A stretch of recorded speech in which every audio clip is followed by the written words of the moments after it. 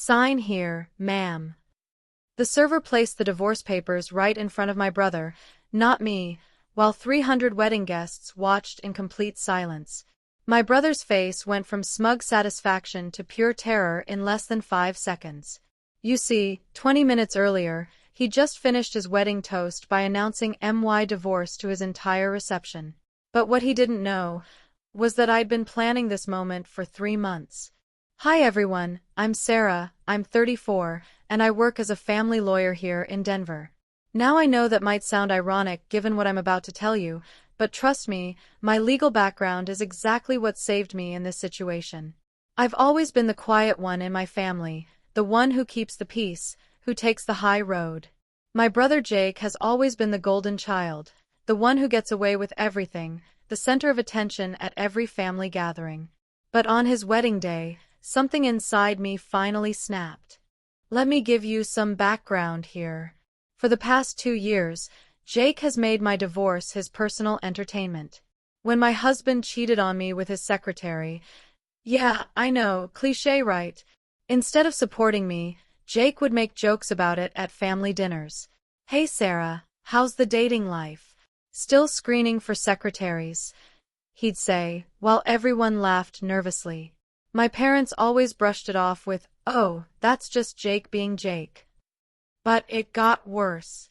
At my cousin's baby shower, he told everyone how I was too career-focused, and that's why my marriage failed.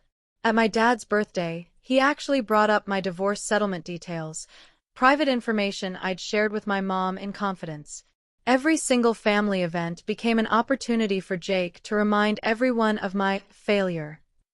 The final straw was when I found out he'd been telling people at his office that I was desperate, and a cautionary tale about what happens to women who prioritize work over family. This came back to me through a mutual friend who works in his building. I was mortified. So Jake's wedding day arrives. It's this massive affair, 400 guests, downtown ballroom, probably cost $60,000. My parents had helped pay for it, and they kept reminding me how this is Jake's special day, and I needed to be supportive. I wore a simple navy dress, brought a nice gift, and genuinely tried to be happy for him. The ceremony was beautiful, I'll give him that. His bride Emma seemed lovely, though I couldn't help but wonder if she knew what she was getting into. During cocktail hour, Jake was already making little digs.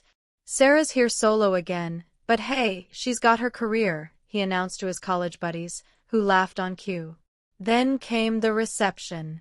The dinner was lovely, everyone was having a great time, and then it was time for speeches.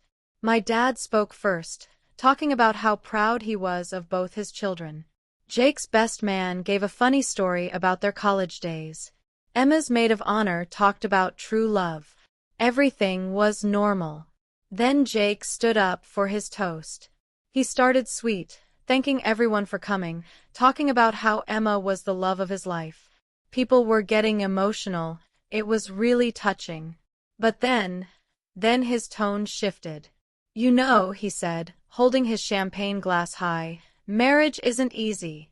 It takes commitment, sacrifice, and putting your partner first. Not everyone understands that. He looked directly at me. Some people think their careers are more important than their relationships. Some people learn the hard way that you can't have it all. The room started to feel uncomfortable. I could see people looking between Jake and me, starting to understand where this was going. I want to thank my sister Sarah for being here tonight, he continued, because she's proof that marriage is sacred. She's a cautionary tale about what happens when you don't prioritize your spouse. So let's all raise our glasses and toast to commitment, to putting family first, and to not ending up divorced and alone at 34. 300 people sat in stunned silence. Some raised their glasses awkwardly, others just stared. Emma looked mortified. My parents looked like they wanted to disappear. And I just smiled. See, what Jake didn't know was that 3 months earlier, when I found out he'd been spreading rumors about me at his office, I'd started planning. As a family lawyer, I know how to gather evidence, and I know how to build a case. I'd been quietly documenting every insult, every cruel joke, every time he'd violated my privacy. I had text screenshots of him sharing details about my divorce settlement with his friends. I had witness statements from family members who were uncomfortable with his behavior. Most importantly, I had something Jake didn't know existed. Remember Emma's bachelorette party 2 months ago? The one I wasn't invited to because I was too depressing after my divorce? Well, Emma's best friend Maya is married to one of my law school classmates. She told me something interesting that happened that night. Apparently, Jake had shown up at the bachelorette party to surprise Emma. But instead of being romantic, he'd spent the evening telling Emma's friends embarrassing stories about me, including details about my marriage that I'd only shared with my mother. Maya said Emma was visibly uncomfortable and actually defended me, saying Jake's behavior was weird and mean-spirited. But here's the kicker. Maya recorded some of it on her phone because she thought Emma should know how her fiancé talks about family when they're not around. She sent me the video 3 days later. In the recording, you can clearly hear Jake saying, and I quote, "Sarah always acts like she's better than everyone because she's a lawyer, but she couldn't even keep her own husband happy. She's pathetic. Emma and I will never end up like that because I actually know how to treat a woman right." The thing is, Jake had been cheating on Emma for 6 months. I'd found this out through another lawyer friend who'd seen him at hotels with his ex-girlfriend multiple times. I'd been debating whether to tell Emma, but after that bachelorette party video, I knew I had to act. So there I was, sitting at table 12, listening to my brother humiliate me in front of 300 people on what was supposed to be the happiest day of his life. Everyone was staring at me, waiting to see if I'd cry, if I'd leave, if I'd cause a scene. Instead, I stood up slowly, walked to the front of the room, and asked Jake for the microphone. "Thank you for that interesting toast, Jake," I said, my voice steady and calm. "Since we're being so honest tonight, I'd like to share something too." I pulled out my phone and connected it to the venue's sound system, something I'd arranged with the AV guy earlier by telling him I might want to play a surprise song for the happy couple.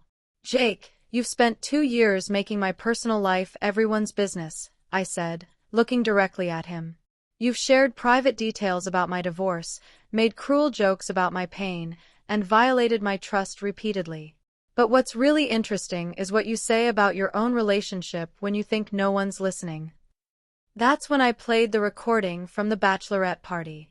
Maya had given me permission to use it after I explained my plan.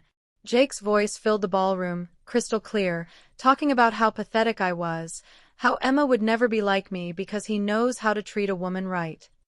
Emma's face went white. The room was dead silent except for Jake's recorded voice mocking me and bragging about being the perfect husband. But I wasn't done. "Jake, you want to talk about marriage and commitment?" I continued, as the recording ended. "Let's talk about the photos from the Marriott downtown. Last Tuesday. Room 1247. With Jessica from your old job." I held up printed photos, clear shots of Jake entering and leaving the hotel with his ex-girlfriend. My private investigator friend had taken them after I'd hired her the week before. Or how about the credit card statements showing dinner for 2 at Romano's every Thursday for the past 4 months? The same restaurant where you proposed to Emma, by the way. Emma was standing now, her hands shaking. Jake was trying to interrupt, claiming the photos were fake, that I was lying, that I was jealous of his happiness. "Oh, and Emma," I said, turning to face her directly, "I'm really sorry you're finding out this way. You seem like a wonderful person, and you deserve so much better than this." That's when the divorce papers were served. See, while I'd been planning this reveal, Emma's best friend Maya had been doing some investigating of her own after hearing that recording.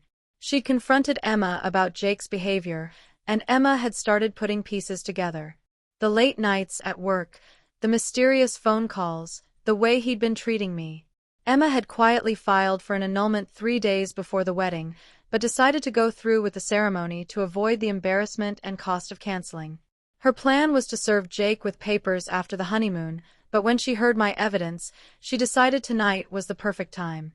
So when that process server walked into the ballroom and placed those papers in front of Jake, it wasn't my divorce being announced, it was his. "Congratulations, Jake," Emma said, her voice steady despite her tears. "You're right about marriage requiring commitment. It's just too bad you never learned what that word means." The room erupted. Jake's friends were in shock, my parents were mortified, and the wedding guests didn't know whether to leave or stay. Jake tried to follow Emma as she walked out, but she was already surrounded by her bridesmaids who'd apparently been in on the plan. I quietly gathered my things and left through the side exit. As I was walking to my car, my phone started buzzing with texts from family members and friends who'd been at the wedding. Some were supportive, others were angry that I'd ruined Jake's special day. You know what, though? I don't regret it for a second.